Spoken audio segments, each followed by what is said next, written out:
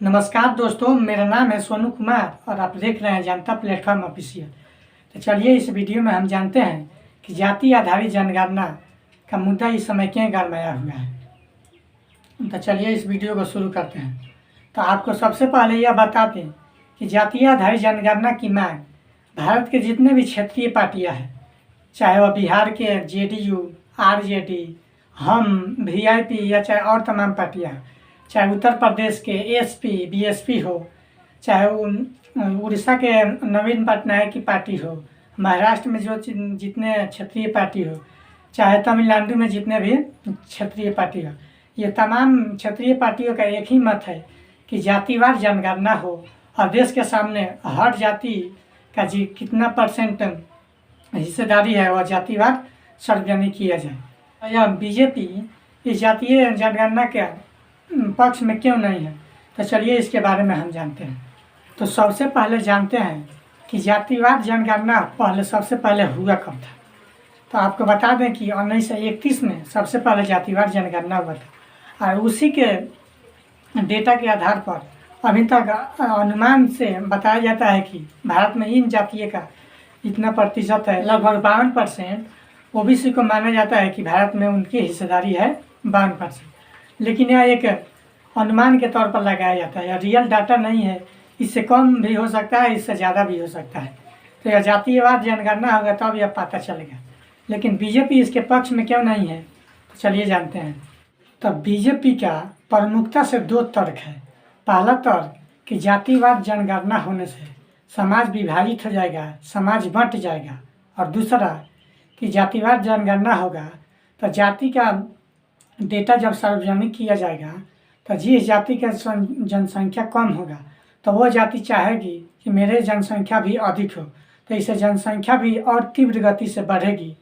तब BJP का यही दो प्रमुखता से तर्क है।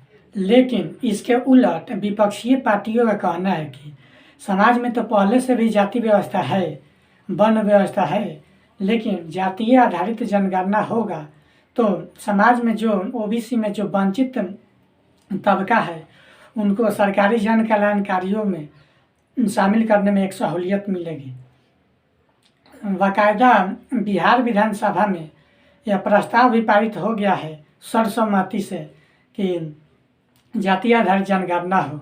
विधानसभा में और विधानमंडल में भी बिहार में हो गया है। इसके साथ ही महाराष्ट्र में भी यह प्रस्ताव पारित हो गया है विधानसभा में कि जातीय आधारित जनगणना हो। तो इसी से पता लगाया जा सकता है कि यह मामला कितना संवेदनशील है।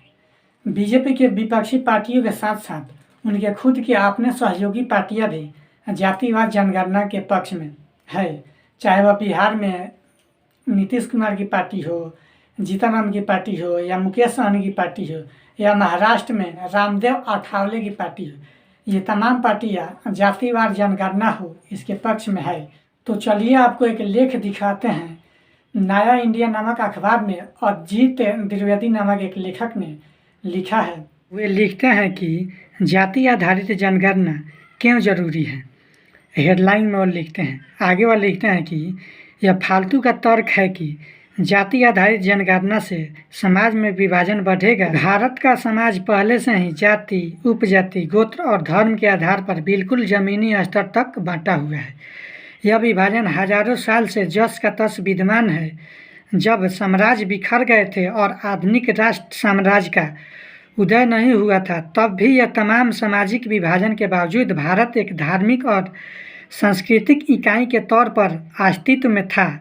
आधुनिक राष्ट्र राज्य बनाने के बाद राजनीतिक मकसद से कई बार सामाजिक विभाजन का प्रयास हुआ, लेकिन कामयाबी नहीं मिली।